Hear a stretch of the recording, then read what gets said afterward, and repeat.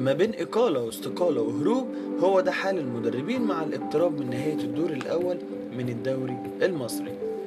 16 أسبوع تم تغيير فيهم 16 مدرب.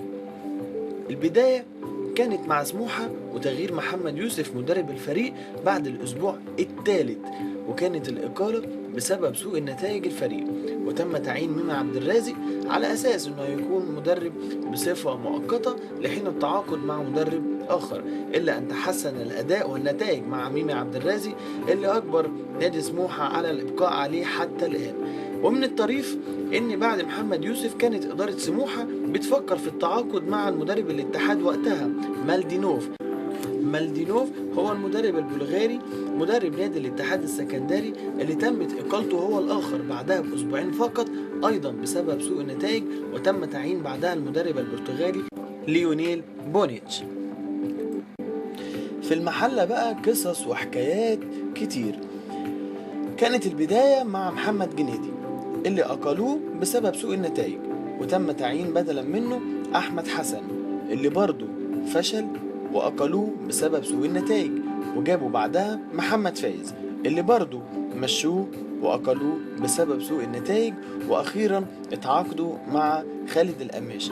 خالد القماش هو نفس المدرب اللي تمت إقالته أو استقالته لأن هو مشي بالتراضي من نادي الشرطة بسبب سوء النتائج، وتم تعيين فتحي مبروك مدرب لاتحاد الشرطة بدل منه.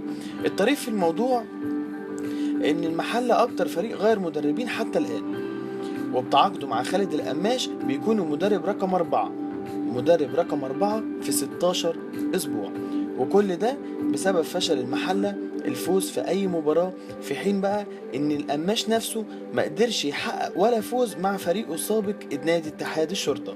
هنحط هنا علامة استفهام كبيرة وننقل. على خلفية عدم الفوز في أي مباراة، قدم عبد الحميد بسيون استقالته من تدريب نادي حرس الحدود، وتم تعيين أحمد أيوب المدرب العام للنادي الأهلي سابقا مديرا فني للفريق، وحتى الآن لم يفوز حرس الحدود في أي مباراة. وعلى هامش الاستقالة جه الدور على حسن شحاتة اللي أيضا قدم استقالته من تدريب فريق المقاولين العرب، اللي تعاقد بعدها مع طارق العشري اللي كان جاي من نادي الشعب الإماراتي، واللي أقالوا مؤخرا نادي المقاولين بسبب سوء النتائج اللي برضو ما سابتش الصقر. وعميد لاعبي العالم اللاعب أحمد حسن في أول تجاربه كمدير فني مع نادي بتروجيت والتي لم يكتب لها النجاح، وقدم استقالته أحمد حسن وترك المهمة لطلعت يوسف مع نادي بتروجيت. وفي هدوء تام كعادته كلاعب ومدرب بيرحل هاني رمزي ويقدم استقالته من تدريب نادي انبي، ويتم تعيين حمادة صدقي بدلا منه اللي ايضا كان رحل من تدريب نادي وادي دجلة بفسخ العقد بالتراضي، وبعدها تم تعيين المدرب الفرنسي باتريس كارتيرون كان مدرب نادي مازيمبي السابق. نسيبنا بقى من جو الإقالة والاستقالة والتراضي والجو الحميم ده ونروح للأكشن. هروب جوزفالدو فيريرا البرتغالي مدرب نادي الزمالك بعد خلافات مع رئيس النادي، وبعدها يتم تعيين البرازيلي باكيتا مديرا فنيا للزمالك لمدة 5 مباريات فقط، اكتفت بإقالته وتعيين ميدو بدلا منه. ميدو اللي كان ابتدى الدوري مدرب لنادي الإسماعيلي، وبعد خلافات وخناقات مع كابتن الفريق وابن اسماعيلية حسني عبد ربه، كانت الخلافات دي كفيلة بان ميدو يسيب اسماعيلية ويقدم استقالته اللي تم قبولها، وتم تعيين المدرب التونسي نصر الدين نابي، وهي التجربة الأولى من نوعها، وهو أول مدرب تونسي بيدرب فريق مصري. ومع آخر حالة معانا وفي ظروف غامضة، رحل البرتغالي باسيرو مدرب النادي الأهلي وقدم استقالته بعد تلقيه عرض لتدريب نادي بورتو البرتغالي، وتم تكليف عبد العزيز عبد الشافي بتدريب الفريق بصفة مؤقتة حتى يتم التعاقد مع مدير فني جديد سواء كان محلي أو أجنبي.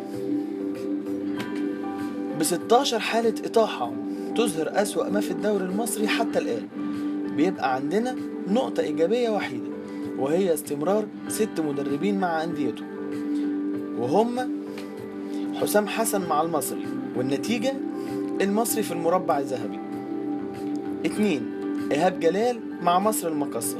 والنتيجة من السنة اللي فاتت مصر المقاصة في المربع الذهبي مع نفس المدرب، وبيلعب السنة دي الكونفدرالية، وفي السنة دي بينافس على قمة الدوري وأيضا في مربع الذهبي. 3. علاء عبد العال مع الداخلية.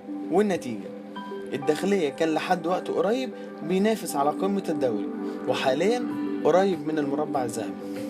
4. عماد النحاس مع أسوان. النتيجة فريق أسوان الحصان الأسود للدوري المصري حتى الآن.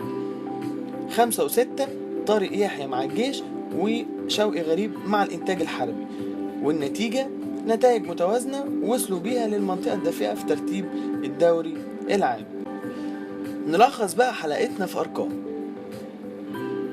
في 16 أسبوع رحل 16 مدرب من تدريب 12 فريق من أصل 18 فريق بيشاركوا في الدوري العام.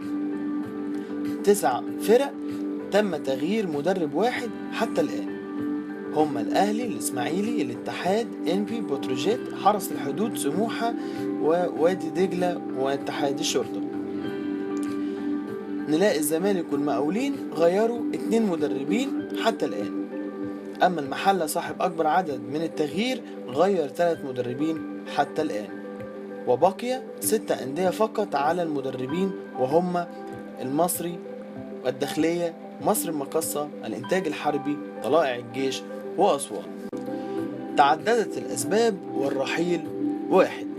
وبكده نكون وصلنا لنهاية حلقتنا النهاردة، ومستني كومنتاتكم ورسائلكم على صفحتنا على الفيسبوك، صفحة عيشها كورة. أشوفكم على خير وإلى اللقاء. كنتم مع محمد إبراهيم في عيشها كورة.